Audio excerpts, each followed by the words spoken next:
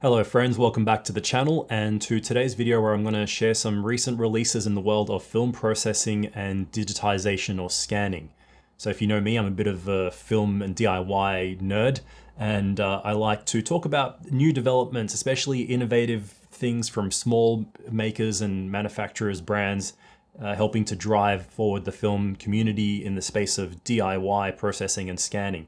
So for example, you probably remember me most recently mentioning things like this Optic old school film cutter during a video where I was talking about film archiving or storage and cutting and whatnot. But today I thought I would just do a video going over a whole bunch of things because there have been quite a few things sent to me, and a lot of this I have already tested or I'm still in the process of testing.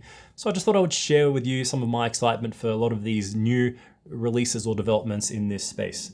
So let's start from camera right to left with this copy stand that you see here. So at first glance, you'll see this is quite a small copy stand because it's a 3D printed one by a guy named Michael who runs a brand called Dispo Lens. So what he had normally been doing under that brand is making little disposable camera lenses that mount onto regular digital cameras for various, mirrorless camera mounts.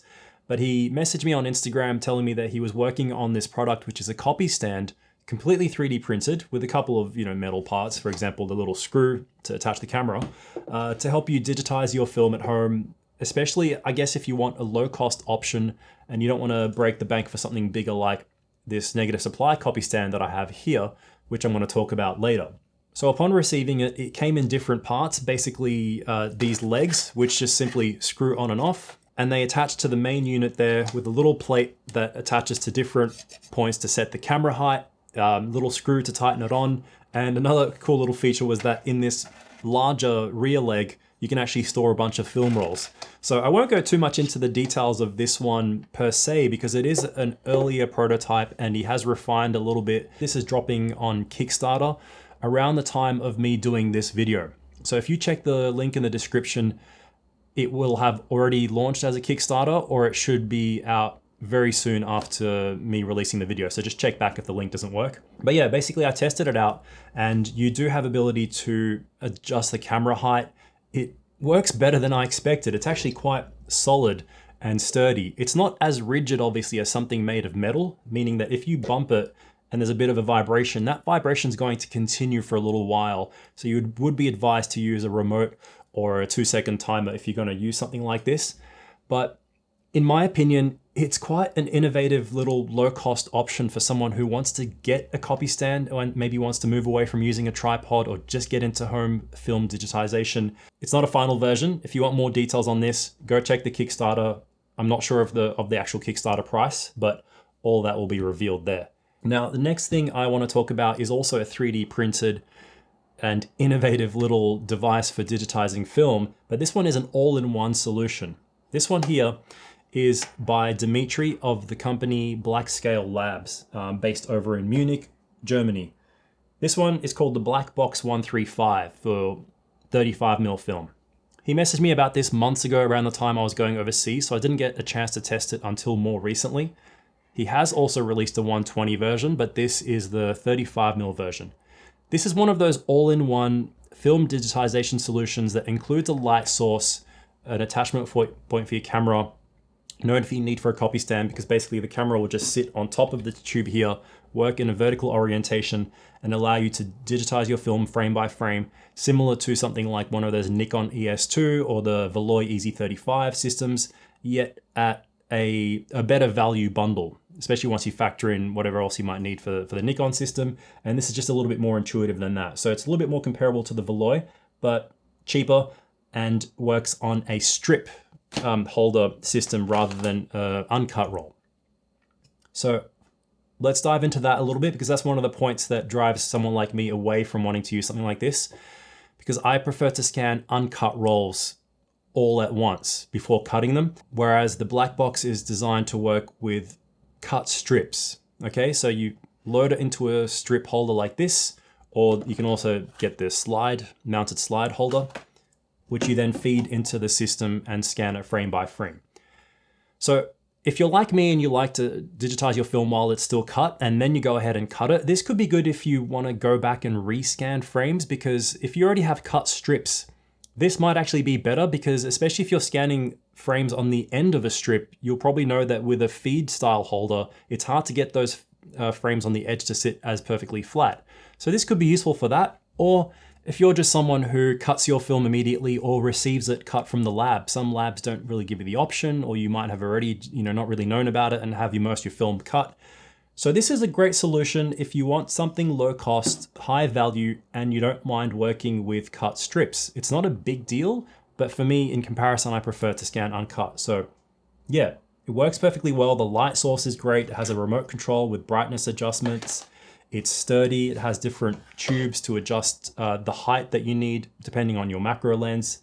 There's different stepping rings so that you can work with different lens filter diameters. And it just works. It just works really well. The light source seems to be high quality. I compared some scans and it performs just as well as anything else. Main thing is the fact that you work with the strip film holder. Okay, so again, thanks to Dimitri for sending me this. I'll put a link to his store. The price for this is $169 US. It's all sold through Etsy as far as I know. I'm not sure if he sells it through anywhere else, but check the link. And that converts to about 250 Australian dollars for anyone here in Australia. Yeah, super innovative. I think that's a pretty good price for what you're getting. And feel free to check that out if you want more information on the BlackBox 135. The next thing I'm excited to share with you is this device called the Argo film processor. This is from a company out of Estonia called Vintage Visual. Okay, so this is something that you would use for processing your film in a Patterson tank and provide you with constant agitation using rotation of this sort of crankshaft here. And it has a bunch of built-in custom, film developing recipes, timings for color, black and white E6. You can put your own into there. And it has the great feature of temperature time compensation. So it doesn't adjust, it can't heat up the chemicals, but what it does is monitor the chemistry and adjust the time accordingly if your temperature is dropping, for example. I'm gonna do a whole video on this, so I won't share too much, but I've already been testing it. I can tell you that it works quite well. It's not for everyone. This is probably for the serious home film processing type of person, or the small lab operator, or someone who does a lot of big batches of film. You can attach a big 8-reel tank, for example. And yeah, you open up the advantages, some of the advantages of using something like a Jobo with constant agitation. You can use less chemistry. Yeah, I will share a full video on this. I want to make sure I get a lot of use out of it, not just the few rolls I've done so far. But yeah, very excited to bring you the video on that. For now, I'll just put the link to their website in the description. This is just launching for their backers as far as I know. But yeah, very impressed with what I'm seeing so far on that. All right, so the next bunch of things that I want to share with you are all from Negative Supply, who you may be very well familiar with in the world of film digitization. They have been making copy stands, film holders, stuff like that for a long time. So basically they have sent me some of their newest releases in the basic line. They have a professional line and a basic line, and they're trying to really narrow down and refine what they have in their inventory to cater to the more professional user and the more everyday user, and trying to drive the prices down of that basic line. Because one of the main complaints that even I've had and many people have had is that their stuff can be quite expensive. We all know that. So I think they're aware of that. They're trying to drive the prices down and bring the value up in that basic line and try and segment the market. So what I have here is 3 of their new releases. One of them, some of this might not be so new. Like I said, this is not an exhaustive list of releases, but we're gonna start with the light source. This is the 4x5 light source basic Mark II. Okay, so they've had a Mark 1. This is the Mark II, comes in a box like that.